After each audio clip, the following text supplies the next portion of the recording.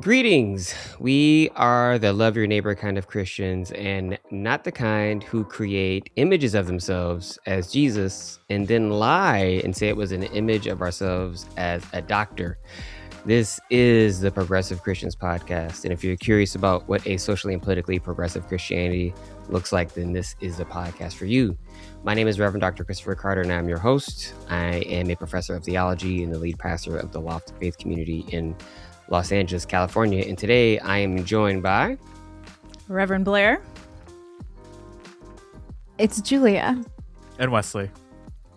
Nailing it. Everest isn't here, and so I was waiting for like you. You're like, and they're not here. I'm next. Got it. Excited to have the crew together. Today we're going to be talking about Pope Leo and Trump and Vance and just the White House and all the nonsense that is happening there, because it has escalated, one might say. I don't know if that's the appropriate word. You're like just throwing bars at each other, yelling. It is ongoing. It is ongoing. I would say it's big enough to be called a controversy now. Yeah. They're beefing. The White House and the Vatican. Got beef. Yeah.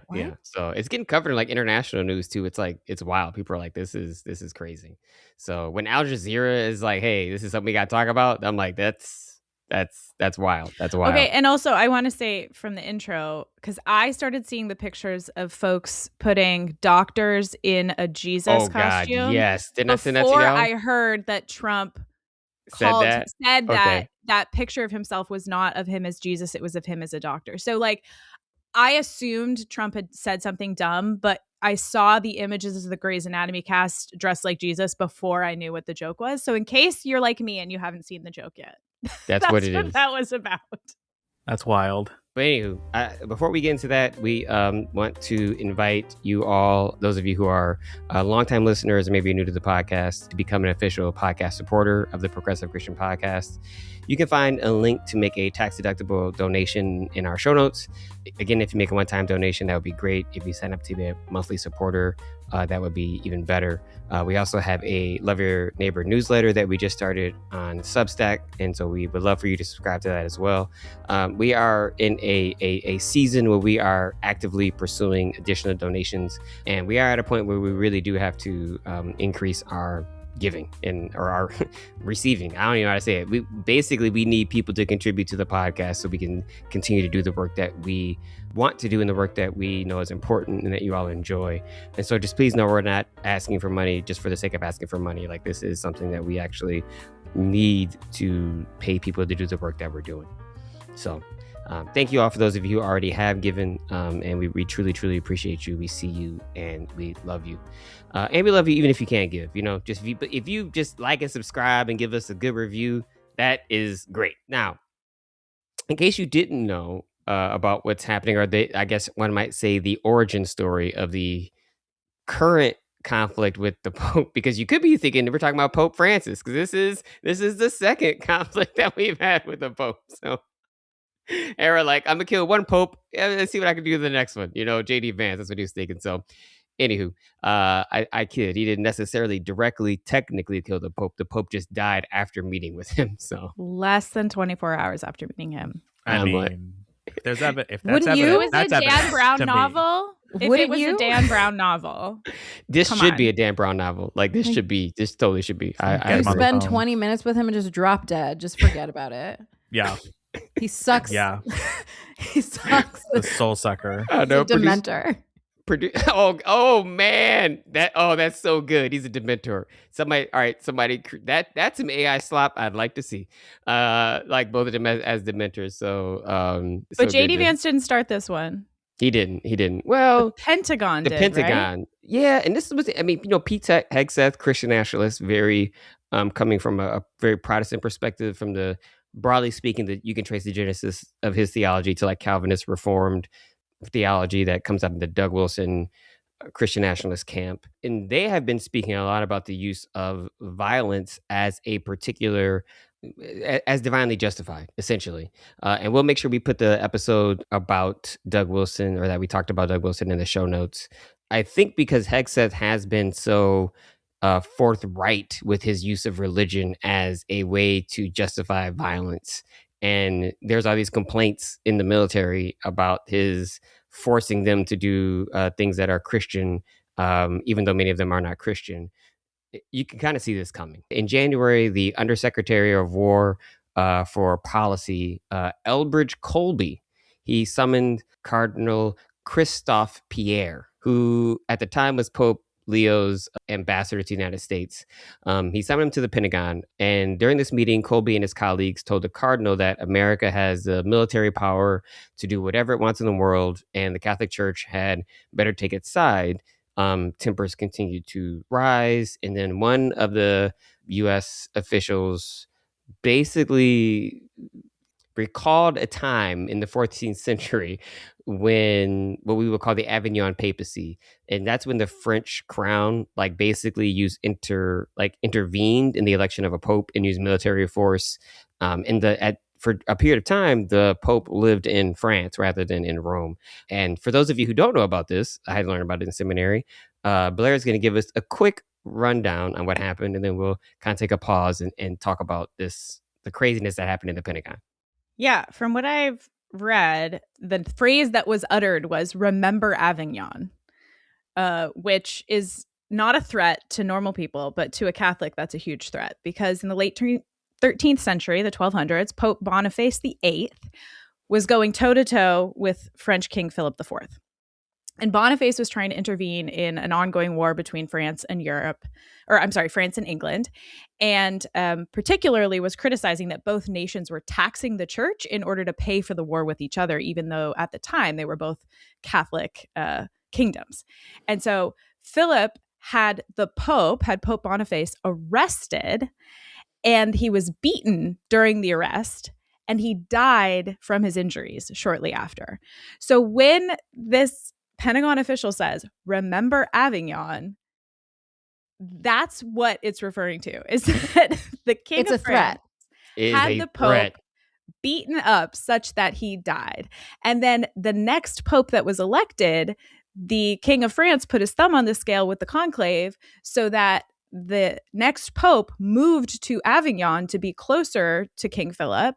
And then subsequently, I think there were 5 popes that resided in Avignon instead of Rome to show that they were in alignment with the French monarchy.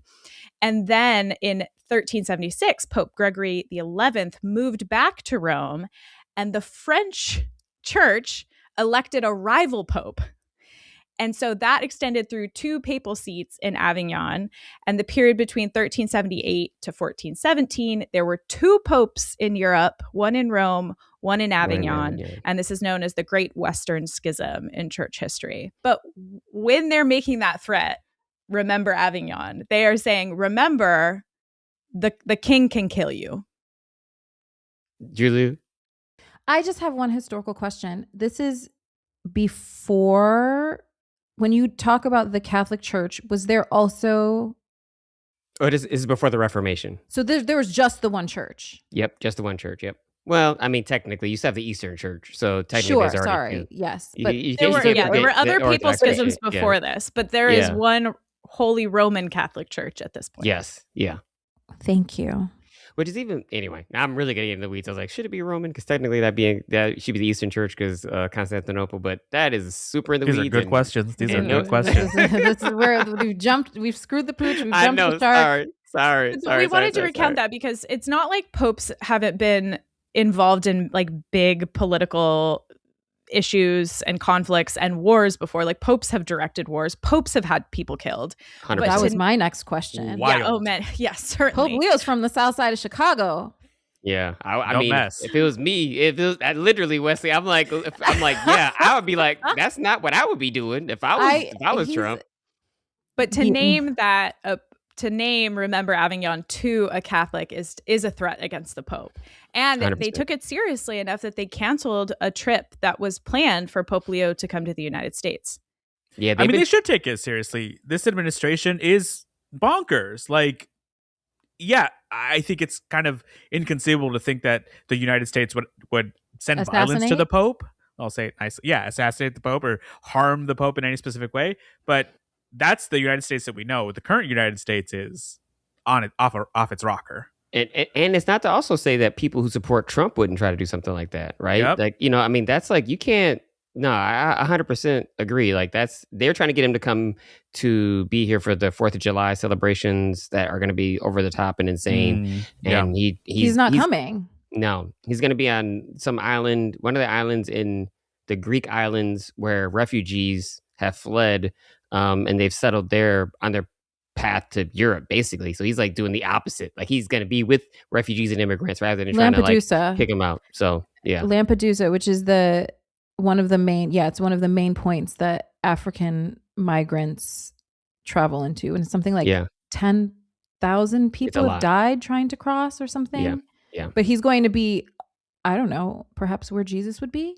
Imagine, instead of attending the UFC fight on the lawn of the White House, which that's happening, right? Blair, I know you. I want to go to you. Blair, this is a crazy aside. Have y'all heard the audio from Trump talking about how attractive the UFC fighter was? He was at the UFC fight he was a couple days ago. I did not. Oh my god! Oh my gosh! Gay. Trump is gay? No, look, is that what you're saying? Not allegedly. Allegedly. To the way that he speaks about men, and I think this way about a lot of the very right-wing people. The disdain for women, along with, I don't know, his obsession with musicals, but also you should look up. Look, Wesley. Look up he literally said, he was like, "You're too attractive to be a fighter," or something like that, and he was like, "Can I touch your legs?" Like, I am telling you. I was like, what? Because y'all know, so this came up in the sports podcast I listened to, because they were laughing at it. They're like, "This is wild," and I was like, no, he didn't. And then I heard it. That's crazy. Like, that's crazy. So anyway, so I know. So that was definitely an aside, but it was an important aside that I want to at least say, because I do think this, again, ties to the point Julia has made multiple times around this repression, right, that comes out with some of these men. Blair, you may not even remember what you're going to say, because I totally probably threw you off. No, I remember. This let's like shelve that for another conversation about toxic masculinity. I just was reminded when you said that the threat to Pope Leo, this meeting at the Pentagon, took place in January, but the story just broke like during Holy Week. Yeah. And so I had not realized that this was a conversation that happened in January. So I wanted to go back and name some of the controversial, or not controversial, but some of the statements, critiques that Pope Leo has stated towards the American government in the last, year or so. Pope Leo was very open about criticizing Operation Midway Blitz in Chicago, and has been very vocal about the dehumanizing ways in which ICE is interacting with the American public and immigrants. He spoke out in January about military action in Venezuela and basically said it was not justified. He has criticized Trump and Pete Hegseth for using religious language to talk about violence and war. He said that God does not bless any conflict. And so that was all critiques that have come from Pope Leo prior to this meeting at the Pentagon.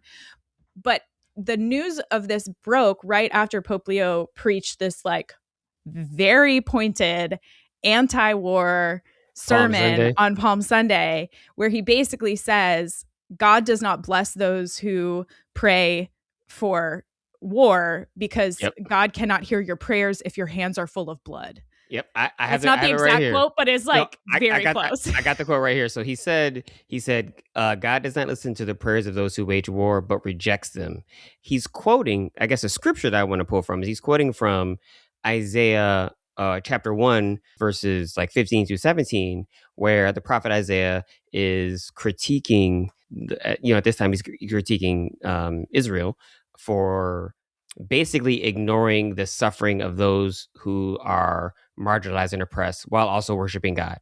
And so the verses go, starting with verse 15 again through 17. When you extend your hands, I'll hide my eyes from you. Even when you pray for a long time, I won't listen. Your hands are stained with blood. Wash, be clean, remove your ugly deeds from my sight. Put an end to such evil. Learn to do good, seek justice, help the oppressed, defend the orphan, plead for the widow. And like this to me is like the point that he was, that he's getting at. He's like, being very, very clear, even against the MAGA Christians who were trying to say, oh, there's no biblical basis for what he's saying. I'm like, he's literally he's actually correctly quoting scripture rather than misappropriating Isaiah like they do all the time. That's what it's saying. Like, your hands are full of blood. You are worshiping me while at the same time causing violence. And I'm not, I don't hear your prayers. And so it was such a strong rebuke that people, I remember on Palm Sunday, people were showing me the quote. They're like, did you hear what the Pope said? And it was crazy. It was such a strong message that I had thought that he, like, after that message on Palm Sunday is when the Vatican official was summoned to the Pentagon. Like, I thought it was a direct correlation, but it's that the story broke right after that Palm Sunday message, which made for the news cycle to like roll really nicely. But they've been, what that shows to me is that Leo is not impacted ultimately by the Pentagon's threats. He's like, I'm going to go ahead and just read the Bible to you, and y'all do with that what you want to do with it. I mean, I think it's wild that like there is someone in the Trump administration that is familiar enough with 14th century beef, to quote Avignon, but then also doesn't understand scripture to know that when what the Pope said was quoting from Isaiah. Like, that's like, I mean, that's just it's once again that these political actors in the Trump administration don't know where there's don't have a leg to stand on in terms of their Christianity because they're fully unaware. No, they are completely aware. They're, in my opinion, just lying. Because that Palm Sunday sermon was in response to, first of all, Pope Leo ain't said nobody by name. And so it's always funny to me how the lady doth protest too much. They're telling on themselves. Mm-hmm. Because the prayer that Pete Hegseth gave, I think we mentioned it last week, it's like, it's horrifying. It's mortifying. Like, he's praying for death and destruction. And these people don't need to be mentioned by name. You know who you are. You know what you did.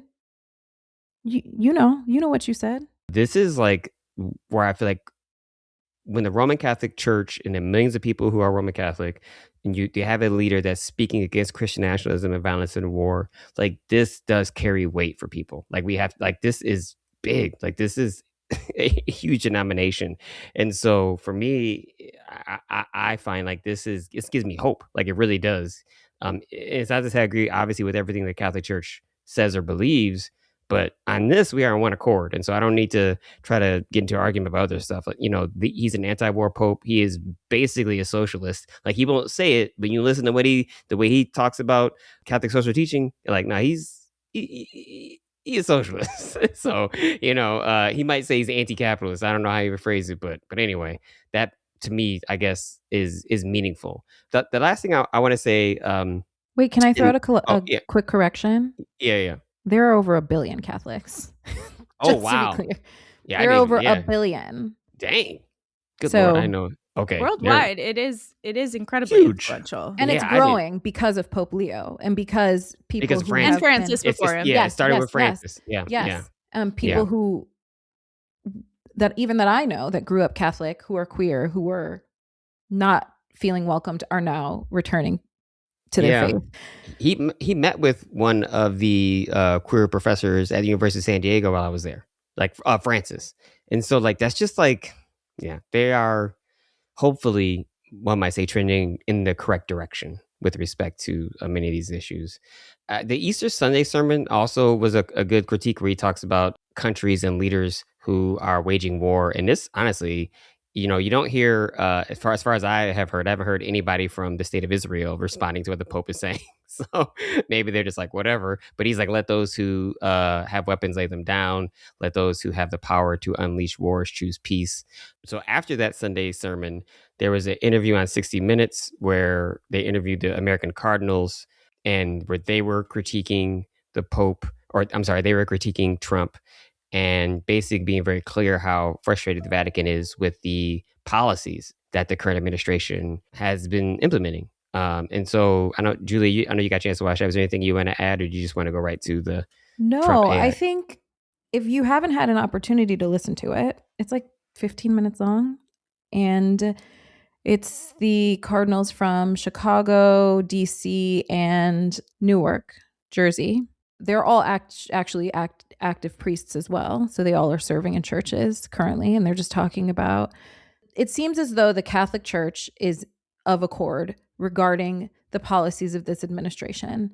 And I think that it is so refreshing and encouraging. And it is showing, for the first time in a long time, Christianity is putting a good face forward on a large global scale. Yeah. I agree. Wesley, I'll let you jump in. Like, it's not so much, I would say, I think Christianity has done it in the past, but like prominent leaders within large Christian denominations are doing it. And that has not always been the case, right? So that's where I'm like, this is a unique moment. Even Iran, their new leadership was in Islam. Jesus Christ is a prophet.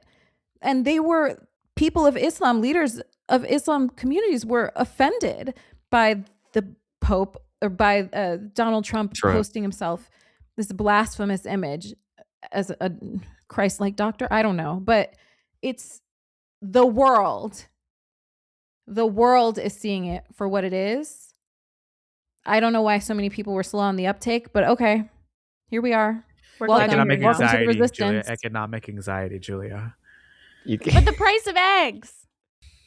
I think the thing that I was going to say, yes, I agree with how encouraging it is that the Catholic Church's voice is getting louder on where they stand in terms of the crazy things that this administration, the evil things that this administration is doing.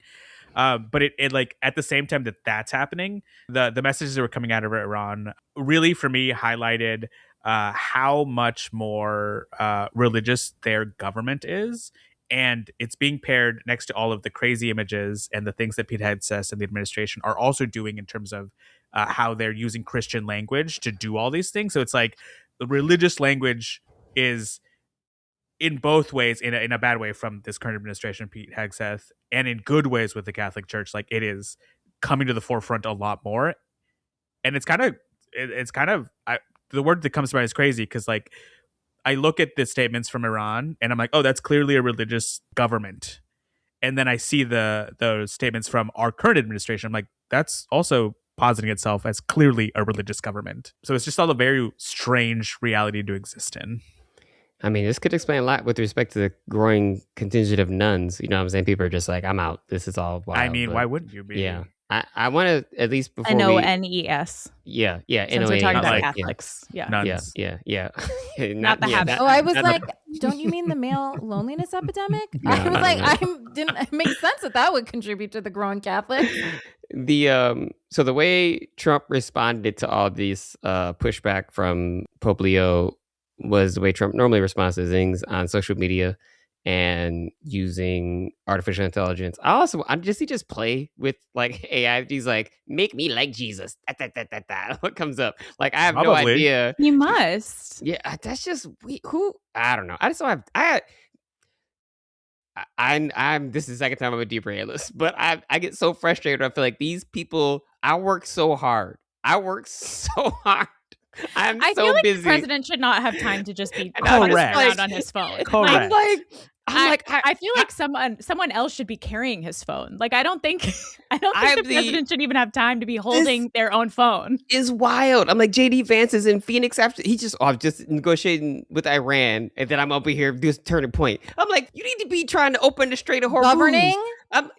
Do your job. It just drives me scammers. Insane. They're scammers. This is the whole point. And I'm the DEI hire. And I'm out here got like 2-3 jobs. There weren't any professionals at the talks. Oh yeah, with Iran. No, it was Steve Witkoff, Jared Kushner, JD Vance, and Jared Kushner. And Iran had like professional people, and then JD Vance had the nerve to sit up there and be like, "Well, maybe they just didn't understand because they don't speak English, bro." That makes me want to cuss. Yeah. So anyway, all right. All right, second derail from Dr. Carter. I just get that makes me angry. So Trump responds to this critique from the Pope and the story that breaks that they threatened the Pope's life by posting a picture of himself as Jesus. Well, before that, though, he has the long oh my gosh, the crazy diatribe on Truth Social. Yeah, the Truth Social. Yeah. So he says, I'm not going to read it all because I'm sure you've all saw it. He says, Pope Leo is weak on crime and terrible for foreign policy. He talks about, quote unquote, fear of the Trump administration, but doesn't mention the fear the Catholic Church and all other Christian organizations had during COVID, when they were arresting priests, ministers, and everybody else for holding church services, even when going outside and being 10 and even 20 feet apart. What is ridiculous is Trump is forgot he was president during that time.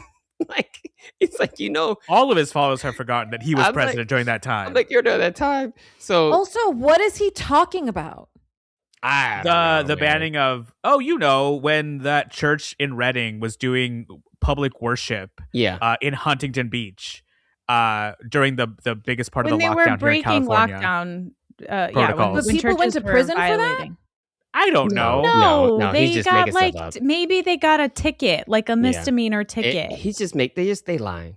But so he goes on to say, I don't want a pope who thinks it's okay for Iran to have a nuclear weapon. I don't want a pope who thinks it's terrible that America has attacked Venezuela, a country that was sending massive amounts of drugs into the United States, and even worse, emptying their prisons, including people he's lying about, whatever.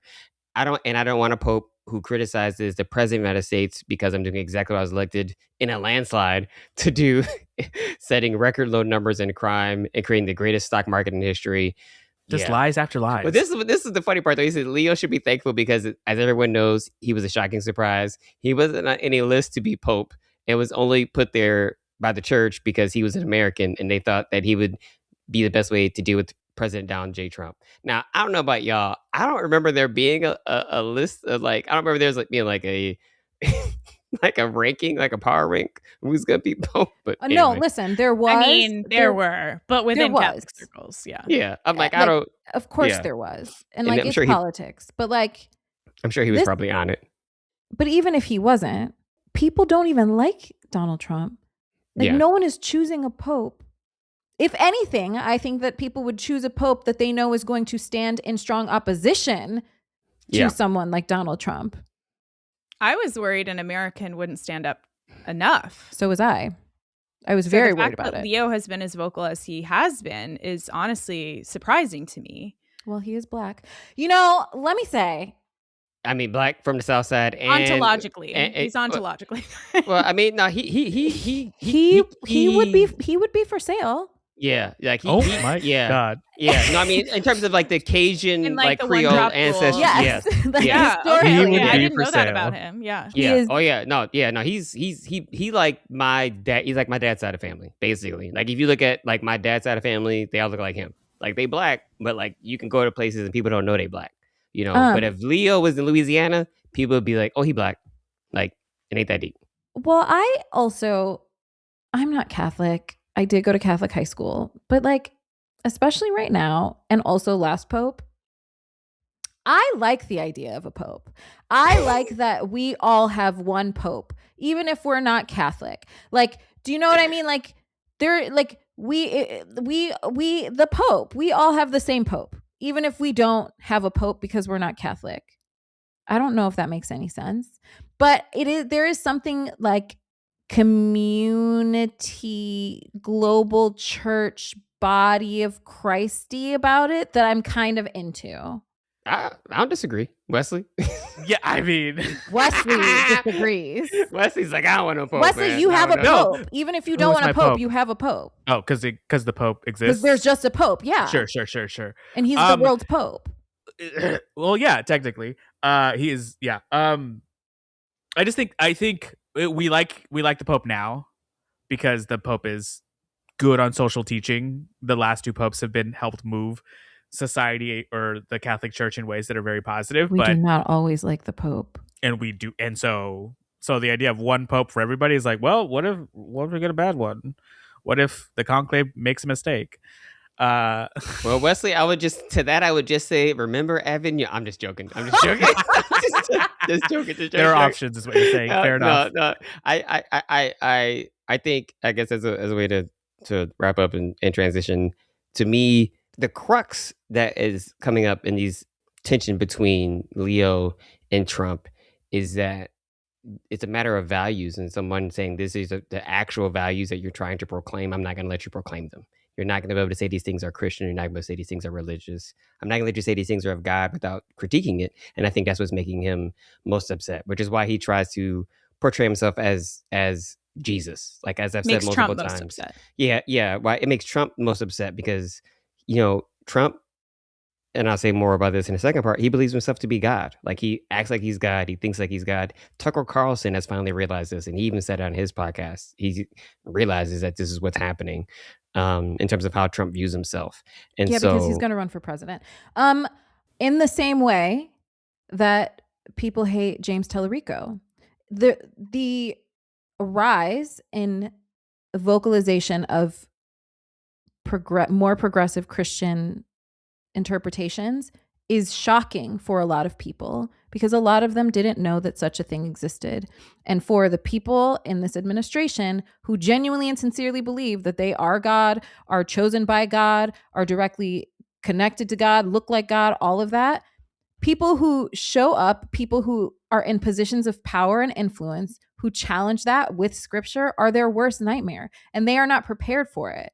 They're not prepared for it. They've never been questioned. They've never questioned anything. And they're like shook. They're shaking in their boots.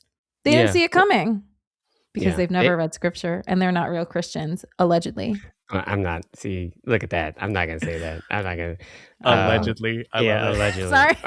All right. Well, we're gonna take a break. We're going to come back and talk about JD Vance for some reason. We got to talk about his behind. We'll be right back. Thanks for listening to the Progressive Christians podcast. If you're watching on YouTube, please like and subscribe. If you are listening on Apple or Spotify, please rate and subscribe and leave a comment. We would also love if you could become a supporter of our podcast. If you haven't already done so, there'll be a link in the show notes where you can sign up to make a one-time donation or to become a regular supporter. Lastly, we would love if you could also subscribe to our newsletter. It's really the space where you have a chance to focus on a particular topic and do kind of a deeper dive, a little bit more academic, theological dive into that content as well. So we would love for you to subscribe to that so you can still be in touch with us and continue to help us grow our community. Thanks for listening, and back to the show.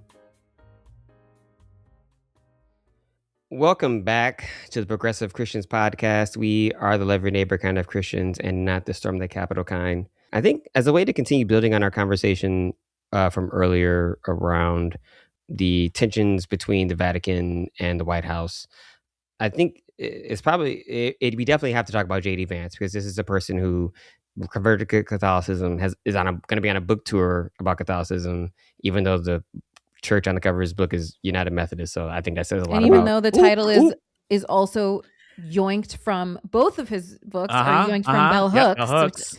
Tell him. But also, he's the VP. Why is he doing a book tour? Yeah, because he's also going to run for president. The grid. Because none of these people actually want to do the job that they've been elected to do. Yeah, they want to rule. They don't want to govern. I mean, that's basically it. They want to rule. They don't want to govern. They don't even want to rule. They want to make money. I guess maybe they want to be in charge. They don't want to govern, but like they want to. I don't even know. They don't want to work. They don't want to work. Yeah, which they clearly don't want to work. Yeah, that is relatable. So, but you're not in the White House, and so that's okay. I would like somebody that want to work on actually solving our military crisis. But I think any crisis. Pick one. Just one. Just pick one. Anyone. It doesn't I'm not picking. God.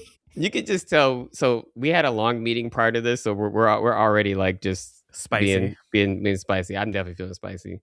The through line to me of the entire conflict, Blair, you raised this in our pre-show conversations, is really about, is the gospel political? And there's always been this tension within the American church, particularly start civil rights, I would say. I don't know if you agree with that, Blair, but I think after the Civil War, and you begin to have this critique of systems that continue to oppress people, and you have the social gospel develop, and you have this way in which people are responding by saying, no, you have to keep politics out of religion, or that these things are somehow separate. Obviously, we have our thoughts on that, and we'll share the critique of that. But I think that's a pretty fair analysis of kind of how that. Does that make, do you agree with that, Blair? Does that feel like right? I mean, I think it goes even further back of like it within abolition movements too. When white Christians started joining abolition movements in the name of the gospel instead of using the gospel to suppress and oppress and maintain slavery, that was thrown. Basically, anytime the gospel rises to counter violence, imperialism, or imperialism or domination, then there will be a faction of the church that responds and says, but the gospel is not political. Yeah. So stop trying to use it for politics. But that only arises when the gospel is calling out evil behavior. Yeah. And so in response to all the stuff that's happening, Roman Catholic Vice President J.D. Vance went on Fox earlier this week. So I guess I've been Monday, April 13th. And he said that the Pope should stay out of politics. Basically, he said it would be best for the Vatican to stick to matters of morality, to stick to matters of what's going on in the Catholic Church, and let the President of the United States stick to dictating American public policy. He also went on to say that the Pope should be careful when he talks about matters of theology, and that his anti-war critique failed to account for the just wars, particularly World War II. And so I think that this is like really, I think it falls short of taking seriously what the Pope is saying. But I think, I guess maybe this is a good place to pause before we even get to Pope Leo's response, and just kind of what y'all, I'm curious of y'all thoughts around the central question that he's raising in terms of trying to draw this distinction between morality and, matters of like public policy. Because to me, I feel like he's trying to draw a distinction when there isn't, and also at the same time to draw a false equivalency. So he's doing a lot of doublespeak. So I'm just curious if y'all thoughts around just his initial critiques before I get to what Pope Leo responded and the things that he said at Turning Point. I find the quote about sticking to matters of morality, I find it really interesting. That's honest, because it makes clear to me this reminder of this type of MAGA Christian that thinks of morality solely as an individualistic, like personal salvation based thing. When he's talking about morality, he's talking about like sexuality and purity and like all of these things that his faith, I don't know why he thinks this, but teaches him are crucial to his and one's personal salvation, and is completely disregarding the idea of state-sanctioned violence. And like the idea that, any of the things that any government or any corporation or any large organization, city, whatever, what have you, what they do to people, as though that is not also violence, and as though in some way that is somehow blessed, like, oh, well, if a government kills a bunch of children, that's good, that's what God wants, to me, it is the epitome of taking the Lord's name in vain. And I would say it disgusts me, but there's something more. It's like deeper than that for me. He's, I think, a vile and despicable person. Allegedly. I yield the floor.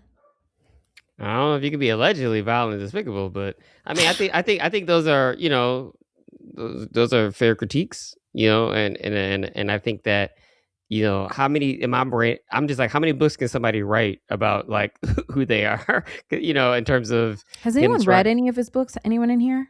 No. I read Hillbilly Elegy. It wasn't good. I've read reviews of them, but I think the point, Julie, you're making that I think is true is he worships power. And so he's doing whatever he can do to maintain power. That's really what it is. And so like he has no clear value that actually he upholds. And so that's kind of what I get, I keep coming up for me in all these conversations. But again, I know I've already talked too much. So Blair, Wesley, what are y'all thoughts on kind of just the comments that he made right there? So I think the thing that comes to mind for me is to bring it down to like the very specific sort of smaller church community experiences, in the same way that people think that the work of their faith happens just on Sunday. Like it's only about the the square that we draw around our religious practice, and that it should stay there and that it shouldn't affect the other aspects of our life.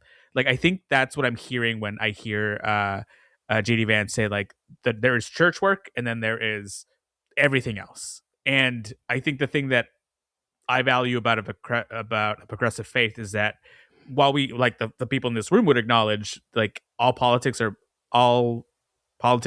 I'm sorry, what am I? Something is political. Everything all religious, yeah. All religious is political, but all life is political. Yeah, all life is political.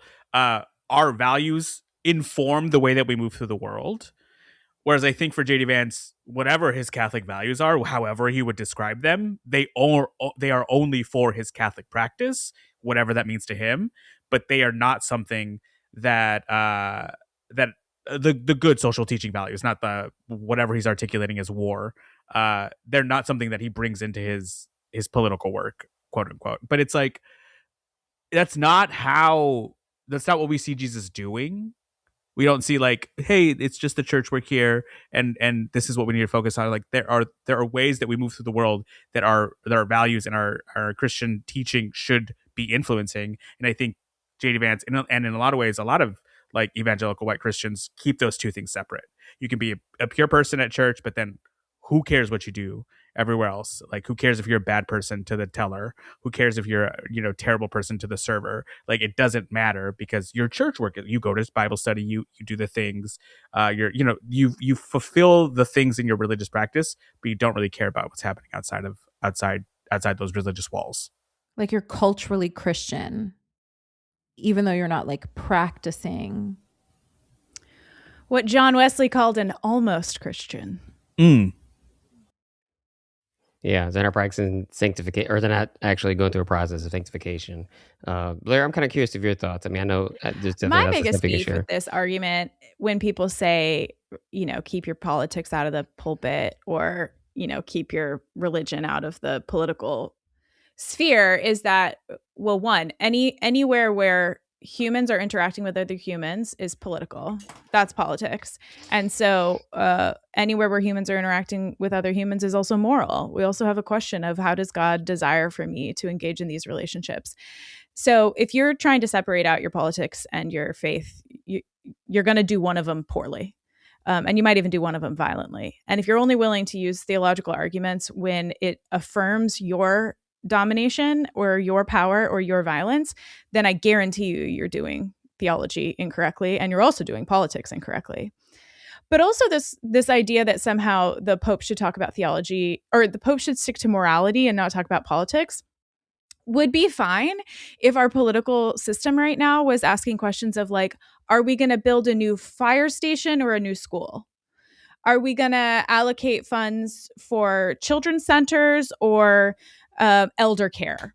Like, those are political questions that also have theological like things to be worked out.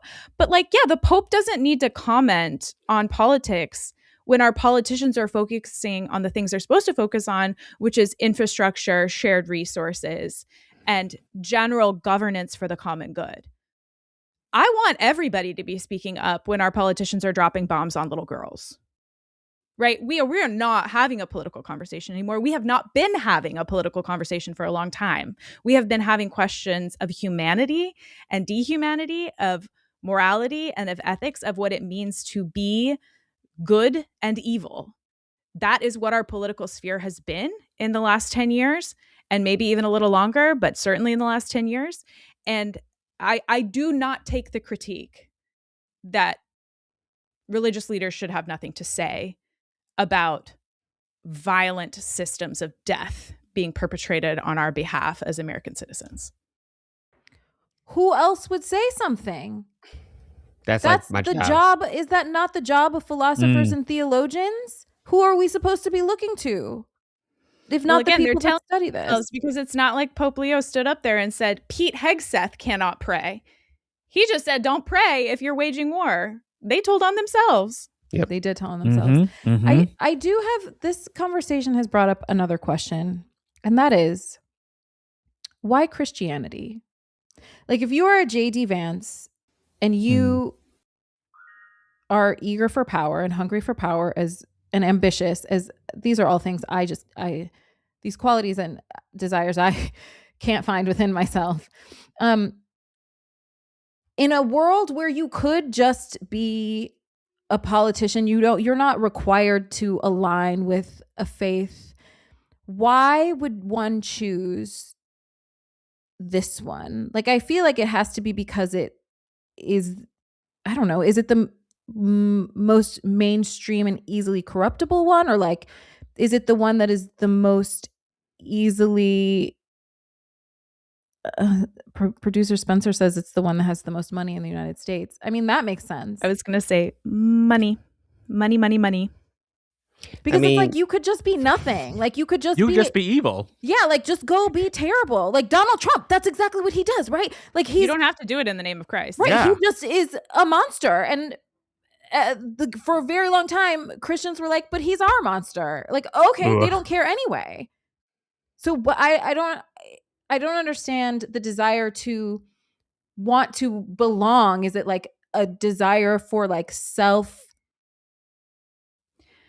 Marx was right that religion is a hell of a drug. Yeah, that's basically what he said. Yeah. I mean, Marx said it was opiate of the masses, right? It was used to contain people, abused that way. But there is something about connecting your own power to a bigger story that makes it more effective. That's what I would say. It's the dominant narrative, even outside of money, which I think is important. I think Christianity and religion is the narrative through which power has been historically exerted, I should say, within the United States. And so if you can, and around the world, I mean, the Avignon controversy is an example of that. Yeah, but just particularly here, yes, around the world. But I think to the point about Trump. So what Trump did, rather than like try to do what JD Vance is doing in terms of becoming a I'm trying to be kind, because there's a part of me that still longs to like be generous to these folks, because it's something in me. I know you're a professional. I know it's like, rather than converting and trying to use it for political gain, which I think that's what it comes across as. Trump is like, no, I'm not going to do that. I'm just going to say I'm going to give it's transactional. I'm going to give you power, and then if you support me. And I think there are so many people within conservative, evangelical, which eventually grew to be Christian nationalist branches of Christianity, that for them had such a broad appeal because it was it's something that they had been driving towards gaining since civil rights, since integration. Like, it's that same swath of Christians, right? And so I think this is what goes within that framework, quite honestly.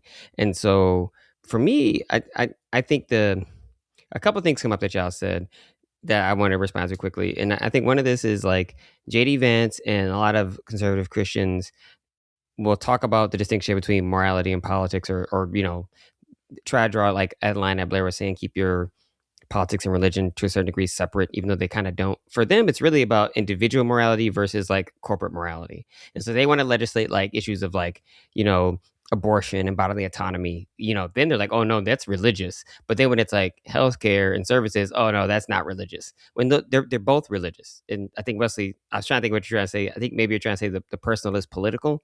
Like, like it is all, yeah. That's the phrase. Yeah. Ugh. And so like, I had to think about it. I was like, oh, it's this one. And so it's all political, right? And it's all moral. And so there is no distinction. And to try to draw the distinction is the lie. Like, there truly is the lie that they've been using to justify the abuse. And that's what's happening. It is abuse what's taking place, not only on the murder of innocent civilians, but the ways in which that's resulting in the death in our own country of people who don't have access to healthcare, people who don't have access to food, people who don't have access to the resources they need to survive and thrive as American citizens, right?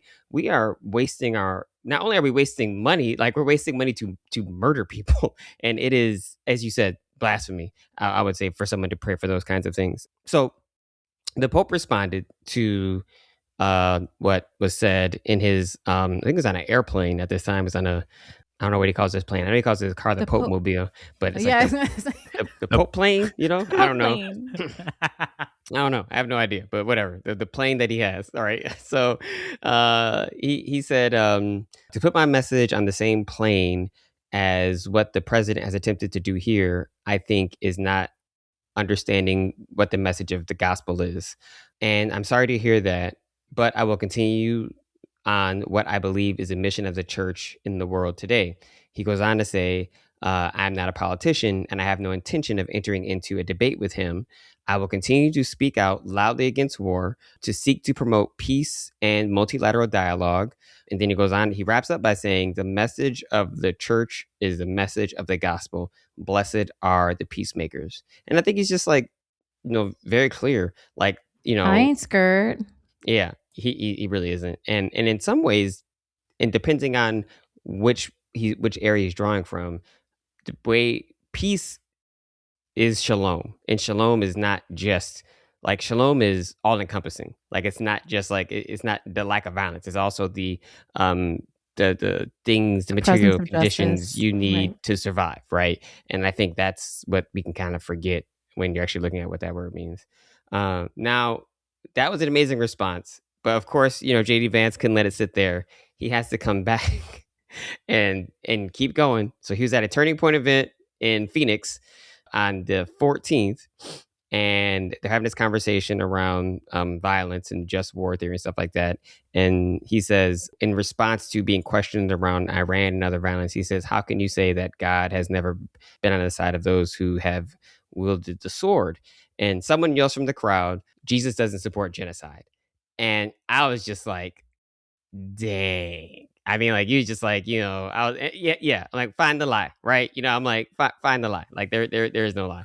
And so he goes on to say, after he literally acts like such a bully, because he's like, well, if you would just let me finish my comment. And I'm like, dude, you got the mic, you're in charge. You don't have to like try to make someone look, you don't have to try to make yourself look big by bullying a college student. But apparently these people, that's what they need to do.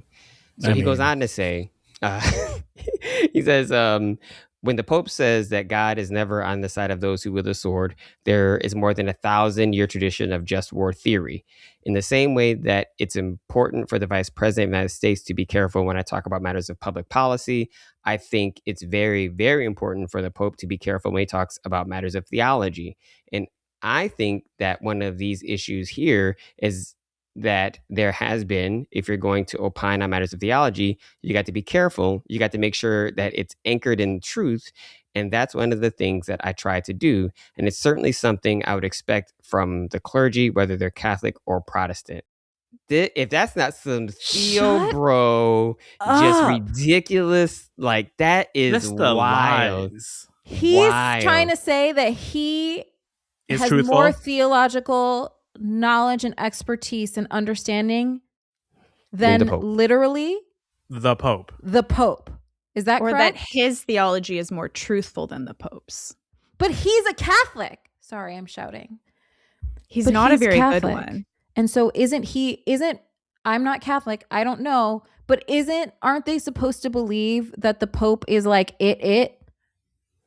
I mean, I think technically there's a privileging of the Pope's interpretation on certain things, but there's always been a tradition of people who push back against the Pope, which has been good, as Wesley's pointed out. But I think the deeper point is that it's just what the Pope is doing is pulling from the Bible. Yeah. And what J.D. Vance is trying to do is pull from Augustine, who created and crafted just war theory after Christianity became the religion of empire to justify imperial domination, right? Maybe it's possible too that one of the reasons Leo is being as vocal as he's been is because the Catholic Church was not vocal during the rise of the Third Reich. 100%. A lot of Catholics did very good things to resist the Nazi regime. But the Pope himself at the time never spoke out against the Nazis. And that is a stain on the Catholic Church that they carry. And so, like, for Vance to like highlight that God was on the side of the vanquishers against the Nazis is like, okay, but the church was not. The church was not on the right side in that conversation. Also, he talking about God on the side of the abolitionists. right? Well, it's because he doesn't believe in abolition. That's what I'm saying. But allegedly. I think that's the point. Is like, they go back to these particular tried tropes, and they don't actually talk about, they don't apply it consistently. There's so much moral inconsistency in their arguments that just because they're completely immoral. Well, he doesn't. And I've heard a great argument that I think is very similar to one that we make about progressive Christianity, that we're not actually progressive Christianity is just Orthodox Christianity, honestly. Yeah. Because if you go back, the social aspects and the social focus and the sharing and the loving people, that's the point in the early church. And I heard someone say that all the cradle Catholics, people who have been raised in Catholicism for generations, are all Democrats. They're all aghast at Trump and MAGA Christians and people like Peter Thiel and J.D. Vance becoming Catholic or speaking on behalf of Catholics, and that it's all Catholic converts and and their children, Catholic converts and their children, that are doing this MAGA Catholic thing because they didn't go to CCD. Because they didn't go to CCD and they didn't go to Catholic school. And this particular creator I was thinking of is if you go to Catholic school, you cannot come out supporting war. You just don't. Tell them. Can you tell them what CCD is?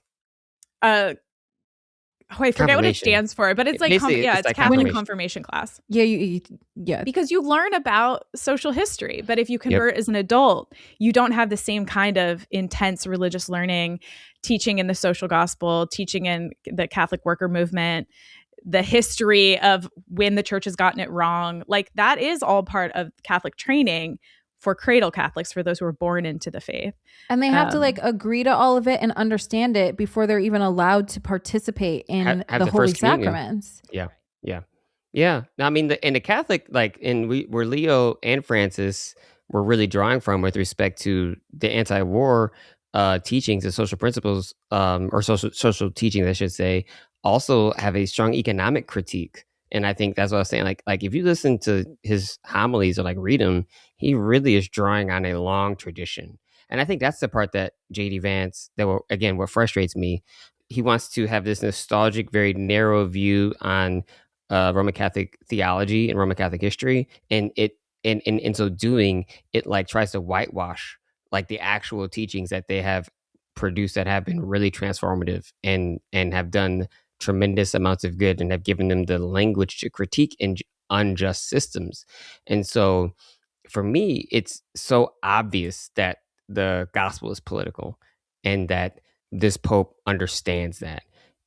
As I've said before, whether you're starting with Moses critiquing in the Pharaoh by saying you are not God, all the way through Jesus critiquing the temple authority by saying there is no arbiter between human beings and God. It's the same thing. People put themselves in positions of power and they think they stand between people and the divine, and they do not.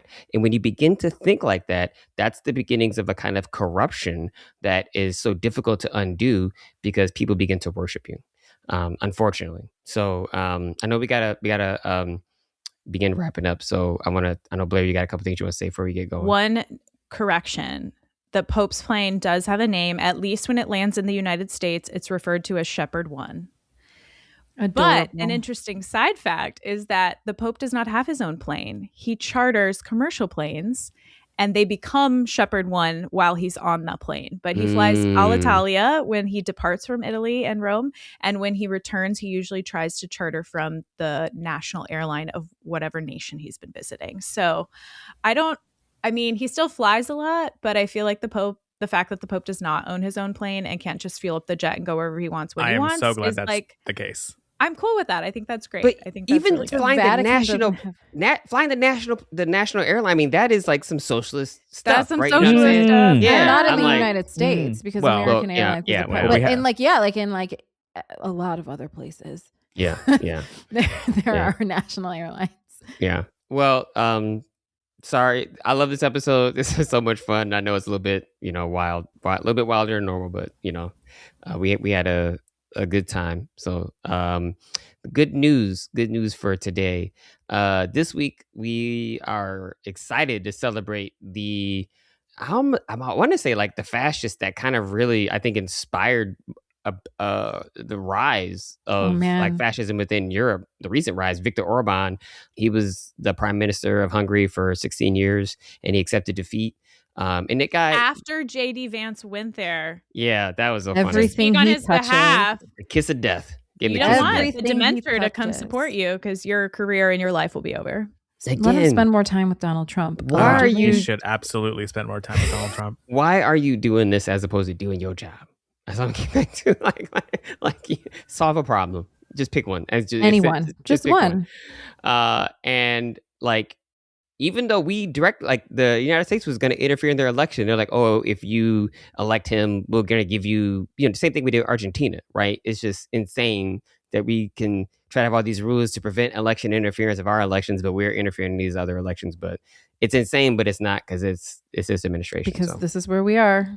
This is what we're doing. Well, that's actually very American imperialist. That's like pretty deep in our history. Deep. The United States Project 2025 comes from the playbook of Hungary, Orban, Russia, Putin. So to see it finally toppled is, of course, I mean, hallelujah. It's good news. It is good news. It's good. And even the guy who won is he's center right. I mean, he's definitely more right than I would want him to be, but he's like, we're going to give, civil liberties back to, queer folks. We're going to rejoin the European Union. Like they're going to be, back to normal status quo, conservative, capitalist.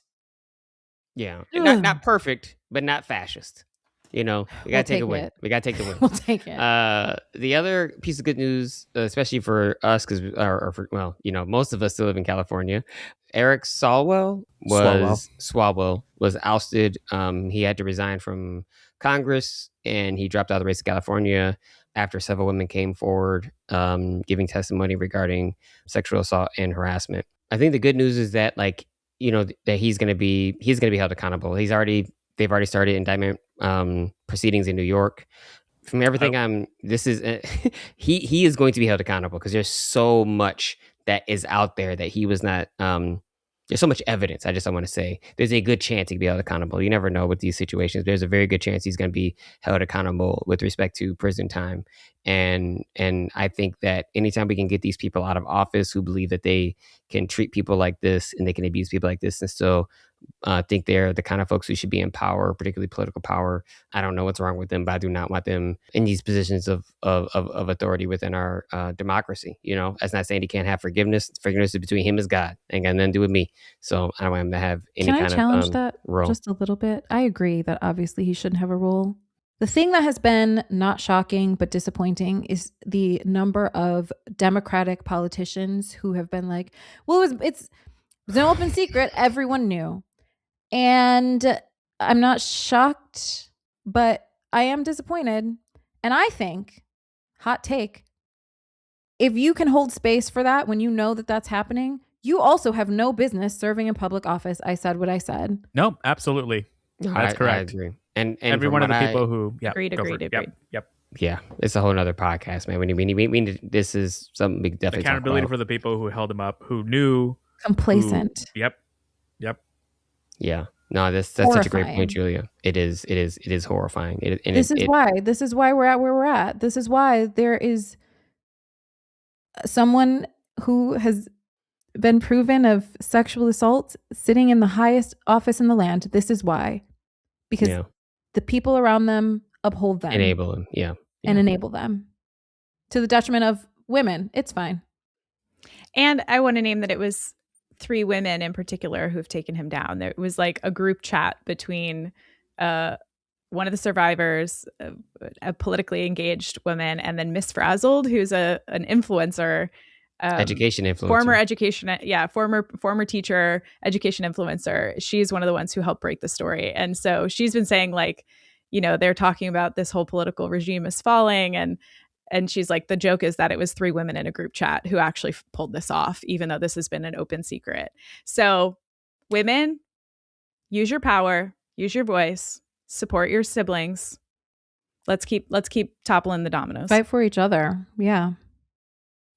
I mean, meets everybody, cisgender, whoever, however you identify. If these people believe they can do this to somebody, this is about the closest I get to being okay with violence, because that's not how I normally roll. But you just can't treat people like this. So I'm glad he said it is good news that he's being held accountable. And for me, we'll figure out what we're going to do in terms of our, politics in California right now. We might have a billionaire as our governor. We'll see. Yeah. Wouldn't be the first time. Wait, maybe it would be the first time that it's a billionaire, but certainly not the first time just a only slightly problematic rich guy is in charge. Yeah. But again, I'll take the status quo, friends. I will be glad to go back to the status quo. Let's get some precedented times. Let's get some precedented times. Let's get back to some precedented times. Some unprecedented. Oh, Lord Jesus. All right. Well, thanks for joining us for the Progressive Christians podcast.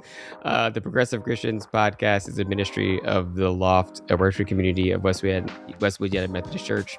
If you'd like to connect with us to be a part of the conversation, you can find us on all social media platforms at the Progressive Christians. If you have any questions or comments, we'd love to hear from you. Please shoot us an email, progressivechristians@theloftla.org.